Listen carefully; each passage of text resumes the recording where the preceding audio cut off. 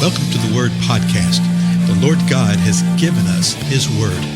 Let us learn it. Let us live it. Let us rejoice in it. Spread the Word.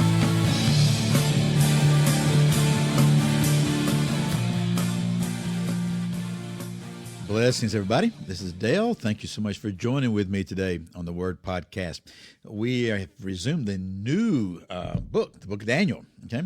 And we've looked at most of the first chapter. We're going to finish the first chapter today. Let me remind you the context to where you see what the whole setting of the book is, okay? Nebuchadnezzar, king of Babylon, had come along and besieged Jerusalem. He did that 3 separate times until finally Jerusalem collapsed. And it was over a period of years, a period of 15 years or so. Jehoiakim was the king of Judah at that time, and so Nebuchadnezzar defeated him, put in a vassal king, okay, a substitute kind of king that was under his thumb, hauled Jehoiakim back to Babylon, along with vessels out of the treasury of the temple, and then Nebuchadnezzar placed those in the treasury of his god. The king then ordered Ashpenaz, the chief of his officials, to bring some of these sons of Israel. So we see that some other people were captured too. And they were from the royal family and the nobles. So he took the cream of the crop here. And he says, hey, I want some of these guys. Nebuchadnezzar did. And he said, look for the ones that have no defect. They're good looking. They show intelligence. Okay, I want some smart guys that are endowed with understanding and knowledge and have the ability to serve the king's court. And I want you to teach them the literature and the language of the Chaldeans. In other words, I want them to be my court servants. And the king appointed for them from his table. They ate his food. They drank his wine. And he said, I want you to educate them for 3 years. And then we find out that there were 4 of these men that were selected. And they were young folks, probably in their mid-teens. And it was Daniel, Hananiah, Mishael, and Azariah.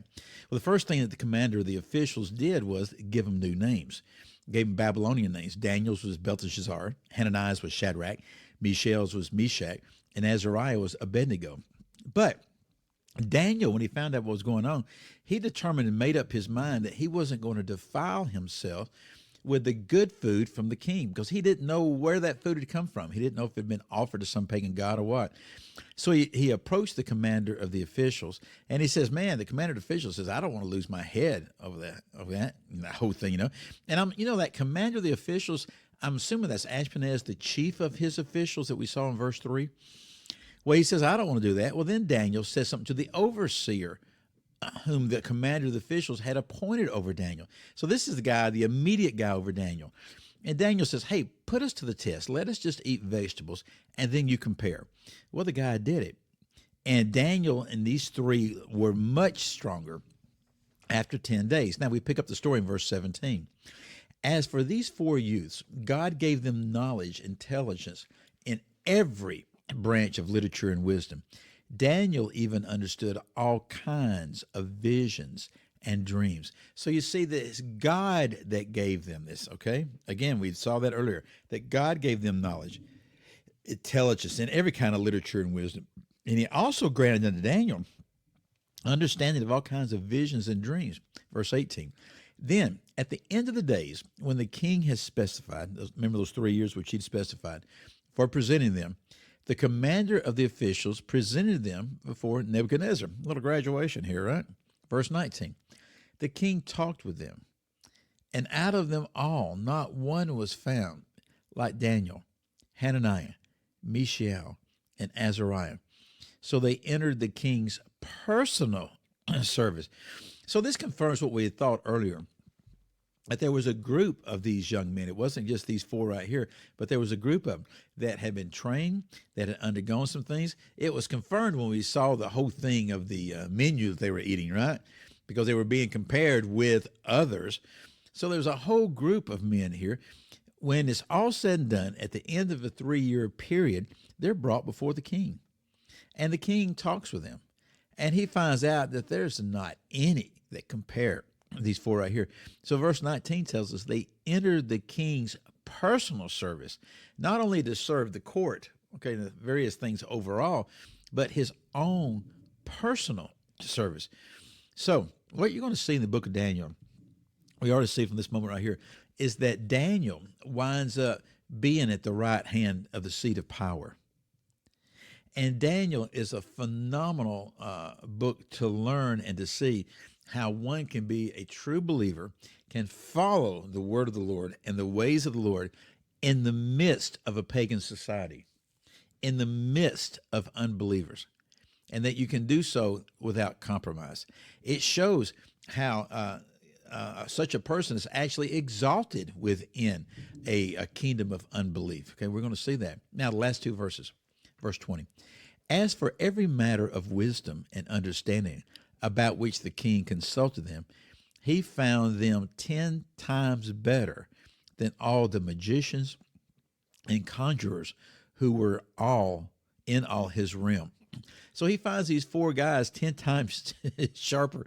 I don't know what standard you do. I think that's just probably some poetic hyperbole right there to give us understanding that they were a lot better than the magicians and the conjurers. You think, well, who are these guys?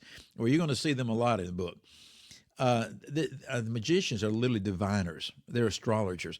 Has an idea of a writer, particularly one who possesses occult knowledge, okay? Occult knowledge. It was highly prevalent in Egypt. It's associated with Egypt. The same thing you see there with Moses and the plagues, those magicians and all that. But here they are in Babylon. So it's that type of demonic power. So magicians and conjurers, a conjurer is a necromancer.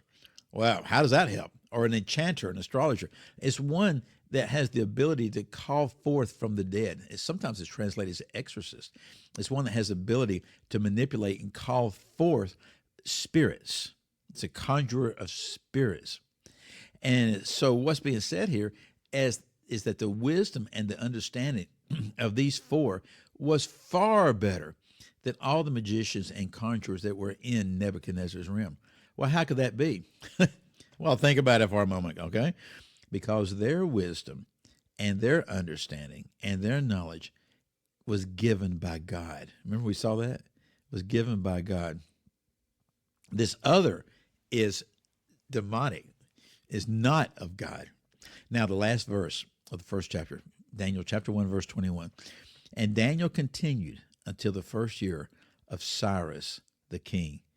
So what we have defined here in the first chapter is how they wound up where they were, Daniel, Hananiah, Mishael, and Azariah, how they got started, how they were trained. And then it tells us about the balance of Daniel's life, saying that he continues in this role and this function until the first year of Cyrus the king, another king from another kingdom, from another country that comes and conquers them many years later. But it's letting us know at the very beginning that this is how long Daniel was in this position. Now remember, the first 6 chapters of Daniel is a chronology of his life. He just tells his life story and certain vignettes, certain stories from his life. The last 6 chapters tell of dreams and visions that he had during his life. So by definition, chapters 7 through chapter 12 take place somewhere in the midst of chapters 1 through chapter 6, right? And we'll see that as we go along. But now we sort of see the table set here. We see what's happening. We see how they wind up where they are. What is it that the Lord desires?